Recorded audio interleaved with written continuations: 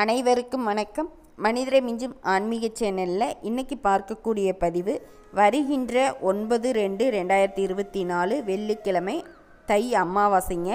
இந்த நாளில் நமக்கு பணம் சேரணும், நகை சேரணும், செல்வ செழிப்போடு வாழணும் அப்படிங்கும் பொழுது மகாலட்சுமி தாயாரை நினைத்து நம்ம வழிபாடு செய்யணும். அதிலும் வெள்ளிக்கிழமை நாள் அப்படின்றதுனால நமக்கு சுக்கிர பகவானுக்கும் உரிய ஒரு நாளாக இருக்கு இல்லைங்களா.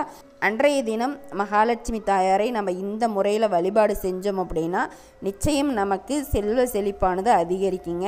இது என்ன வழிபாடு, எப்படி நம்ம செய்யணும், எந்த நேரத்தில் செய்யணும், இதை பற்றிய தகவலை தொடர்ந்து பார்க்கலாம்.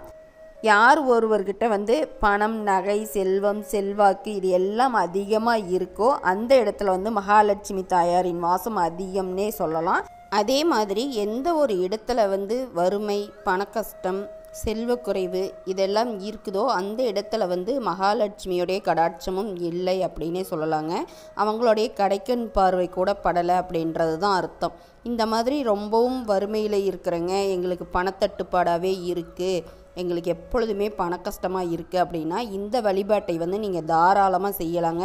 இந்த வழிபாட்டை செய்யும் பொழுது உங்களுக்கும் பணம், நகை, செல்வம் எல்லாம் சேர்ப்பதற்குரிய வாய்ப்புகள் அதிகம் அப்படின்னே சொல்லலாம். திருப்பார்கடலில் தோன்றியவளாக திகழ்பவள் தாங்க மகாலட்சுமி தாயார். இந்த பிரபஞ்சத்தில் இருக்கக்கூடிய அனைத்து விதமான செல்வ செழிப்பிற்கும் அதிபதி யார் அப்படின்னு பார்த்தோம்னா மகாலட்சுமி தாயார் தான்.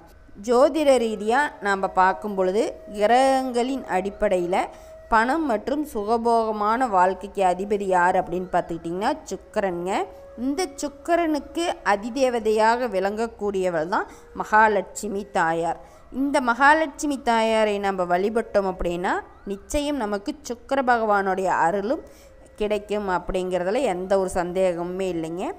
அதிலும் வெள்ளிக்கிழமை நாள் அப்படிங்கும் பொழுது சுக்கிரனுக்கு ரொம்பவும் உகந்த ஒரு நாள், சுக்கிரனை வழிபடக்கூடிய ஒரு நாள், மகாலட்சுமிக்கும் உகந்த ஒரு நாள். அப்படி மகாலட்சுமி தாயாரை நம்ம வழிபடும் பொழுது ஒரு சில சூட்சமமான விஷயங்களை நம்ம செஞ்சு தாங்க ஆகணும்.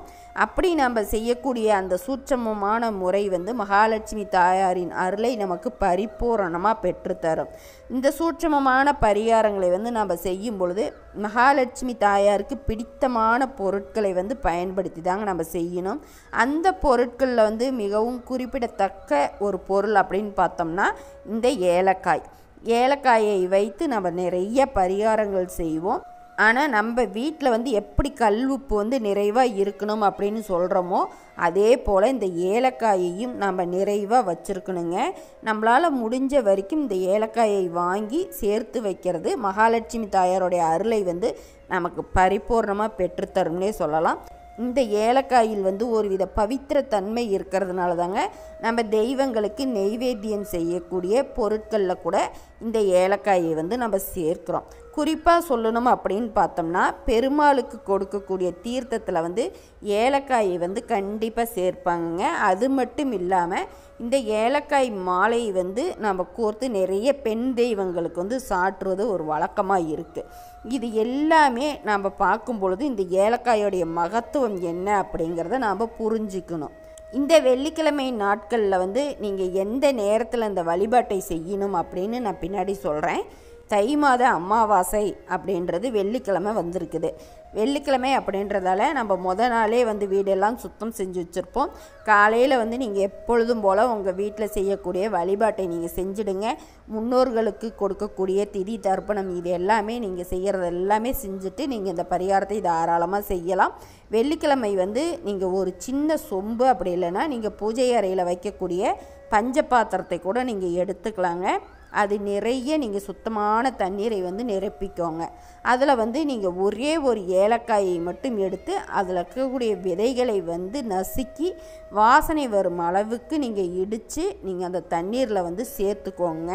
இந்த தண்ணீரை நீங்கள் மகாலட்சுமி தாயாருடைய பாதங்களில் வச்சுட்டு மகாலட்சுமி தாயாரின் அஷ்டகம், கனகதாரா ஸ்தோத்திரம், அப்படி இல்லைன்னா மகாலட்சுமி தாயாருடைய 108 போற்றிகள் இதில் உங்களால் என்ன பாராயணம் செய்ய முடியுமோ நீங்கள் பாராயணம் செய்யலாம். அப்படி உங்களுக்கு பாராயணம் செய்ய முடியாது அப்படின்ற ஒரு சூழ்நிலையில் நீங்கள் ஒலிக்க விட்டு செல்ஃபோனில் கூட நீங்கள் ஒலிக்க விட்டு கேட்கலாங்க. அன்னைக்கு நாளில் நீங்கள் இதெல்லாம் செஞ்சு முடிச்சுட்டு மகாலட்சுமி தாயாரை வந்து மனதார வழிபாடு செஞ்சுக்கோங்க. உங்களுக்கு இருக்கக்கூடிய வறுமை நீங்கணும், உங்களுக்கு இருக்கக்கூடிய கஷ்டங்கள் பிரச்சனைகள் இது எல்லாமே நீங்கி செல்வ செழிப்பு அதிகரிக்கணும், பணம் நிறைய வந்துட்டே இருக்கணும், தங்க நகைகள் சேர்ப்பதற்கான வழி கிடைக்கணும். இந்த மாதிரியான வேண்டுதலை வந்து நீங்கள் ஒரு 10 நிமிடம் உங்களுடைய பூஜை அறையில் உட்கார்ந்து நீங்கள் வந்து மனதார வேண்டிக்கோங்க. இந்த மாதிரி வேண்டிட்டு அன்னைக்கு நாள் முழுவதுமே அந்த தண்ணீர் வந்து மகாலட்சுமி தாயாருடைய பாதத்திலே இருக்கிற மாதிரி விட்டுடுங்க. மறுநாள் காலையில், அதாவது சனிக்கிழமை காலையில் நீங்கள் எப்போதும் போல் வீட்டில் வந்து விளக்கேற்றி முடிச்சுட்டு இந்த தண்ணீரை மட்டும் எடுத்து உங்களுடைய வீடு முழுவதும் நீங்கள் மகாலட்சுமி தாயாரை நினைத்து நீங்கள் உங்கள் வீடு முழுவதும் தெளித்து விடுங்க. குறிப்பாக எந்த இடத்துல தெளிக்கணும் அப்படின்னு பார்த்திங்கன்னா, உங்களுடைய பணம் வைக்கக்கூடிய இடம், நகை வைக்கக்கூடிய இடம். நீங்கள் பீரோவில் வச்சுருக்கிறீங்க அப்படின்னா அந்த இடத்துல தெளித்து விடலாம். இல்லை நீங்கள் அதுக்குன்னு தனியாக பாக்ஸ் வச்சுருக்கிறீங்க, பெட்டி வச்சு போட்டு வச்சுருக்கிறீங்க அப்படின்னா நீங்கள் அதில் தெளித்து விடலாம். இந்த மாதிரி எல்லா இடத்திலும் நீங்கள் வந்து தெளித்து விட்டுடுங்க. இந்த தண்ணீரானது இந்த எங்கெல்லாம் நீங்கள் தெளிக்கிறீங்களோ அந்த இடத்துல எல்லாமே மகாலட்சுமி தாயார் வசியம் செய்யப்படுவாள் அப்படிங்கிறது தாங்க உண்மை. நீங்கள் எந்த அளவுக்கு உங்களுடைய வேண்டுதலை வைத்து இந்த தண்ணீரை வந்து நம்பிக்கையோடு தெளித்து விடுகிறீர்களோ அந்த அளவிற்கு உங்களுக்கு மகாலட்சுமியோடைய கடாட்சமும் பரிபூரணமாக கிடைக்குங்க.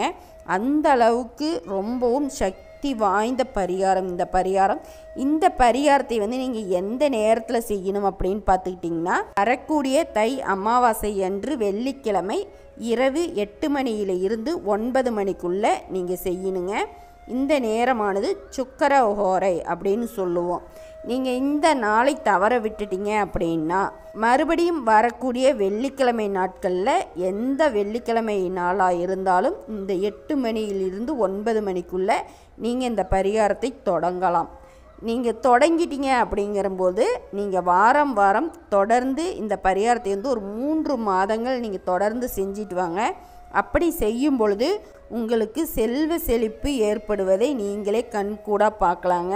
நீங்கள் எந்த அளவுக்கு நம்பிக்கை வைத்து இந்த பரிகாரத்தை செய்கிறீர்களோ அந்த அளவுக்கு உங்களுக்கு கைமேல் பலன் கொடுக்கக்கூடிய ஒரு பரிகாரம் தான். நாம் பயன்படுத்தக்கூடிய பொருள் அப்படின்னு பார்த்தா ஒரே ஒரு ஏலக்காய் தான். நீங்கள் வாரம் வெள்ளிக்கிழமை நாட்களில் இந்த தண்ணீரை வந்து நீங்கள் தயார் செய்து வைத்து நீங்கள் உங்களுடைய வீடு முழுவதும் தெளித்து விடும் பொழுது மகாலட்சுமியோடைய வசியம் ஏற்பட்டு உங்களுக்கு பணம், நகை, செல்வம் எல்லாமே சேரத் தொடங்குங்க. இதை வந்து நீங்கள் செய்ய மறக்காதீங்க.